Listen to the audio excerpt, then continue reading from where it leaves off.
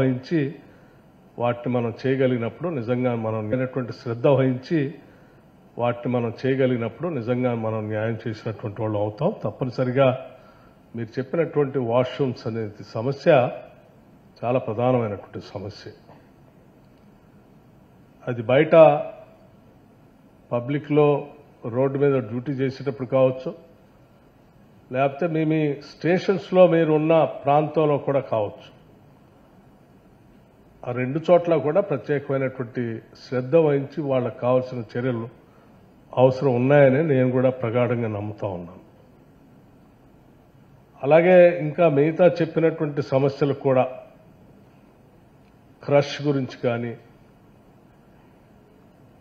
లేకపోతే ఇంకా ఇతరత్ర యూనిఫామ్ గురించి చెప్పినప్పుడు ఆ యూనిఫామ్ సంబంధించిన అవసరాల గురించి కానీ, ఇవన్నిటినీ అడ్రస్ చేయాల్సినటువంటి అంశాలే. మీ డైరెక్టర్ గారు చాలా చక్కగా ప్రజెంట్ చేశారు. 3 రోజుల అంశాలని ఒక 10-15 నిమిషాల్లో చక్కగా సమ్మరైజ్ చేసి ఈ అంశాలన్నింటినీ కూడా అడ్రస్ చేయాల్సిన విధంగా డాష్ మీద ఉన్నటువంటి ఉన్నతాధికారులకి నాకు కూడా అర్థమయ్యేటట్టు స్పష్టంగా చెప్పారు. నేను కూడా ఇప్పుడు మాట్లాడేటప్పుడు అదే చెప్పబోతా ఉన్నాను. తప్పనిసరిగా మీరు చేసినటువంటి రికమెండేషన్స్ అన్నీ కూడా అమలు చేయడానికి అవకాశం ఉన్నటువంటి రికమెండేషన్స్.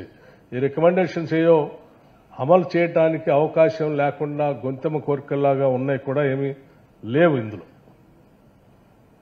సో సింపుల్గా కావాల్సిందల్లా ఒకటే, చేయాలనేటువంటి ఆలోచన సంకల్ప బలం ఉంటే వీటన్నిటినీ త్వరితగతినే మనం అందరూ అమలు చేసి చూపించడానికి అవకాశం ఉన్నటువంటి అంశాలు డీజీపీ గారు కూడా నేను చెప్పాను. ఇప్పుడే చెప్పినటువంటి అంశాలన్నిటిపైన త్వరితగతిన ఒక కమిటీని వేసి ఆ కమిటీ అంతా కూడా వీటన్నిటినీ సైంటిఫిక్గా రికమెండేషన్స్ ఇస్తూ గవర్నమెంట్కి పంపిస్తే సాధ్యమైనంత వరకు ఈ రాష్ట్ర ప్రభుత్వం సహేతుకంగా అర్థం చేసుకొని వీటన్నిటిని అమలు చేయడానికి కూడా సిద్ధంగా ఉంటుందని కూడా నేను స్పష్టంగా చెప్పదలుచుకున్నాను.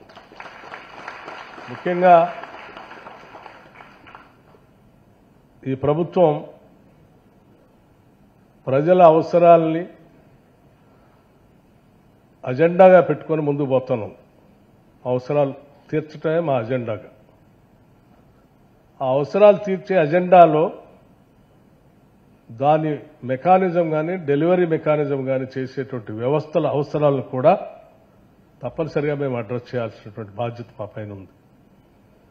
ఈ రాష్ట్ర ముఖ్యమంత్రి శ్రీ రేవంత్ రెడ్డి గారు కానీ, కేబినెట్ కానీ పూర్తిగా ప్రజల యొక్క అవసరాలని, లేకపోతే రాష్ట్ర ప్రభుత్వంలో పనిచేస్తున్నటువంటి సిబ్బంది యొక్క అవసరాలను కూడా గుర్తించి ఆ అవసరాలను తీరుస్తూ అంతిమంగా అందరం కలిసి ఈ ప్రజలకు మనం ఏం చేయగలం, వాళ్ళ జీవన స్థితిగతులు మార్చడానికి మనకు వచ్చినటువంటి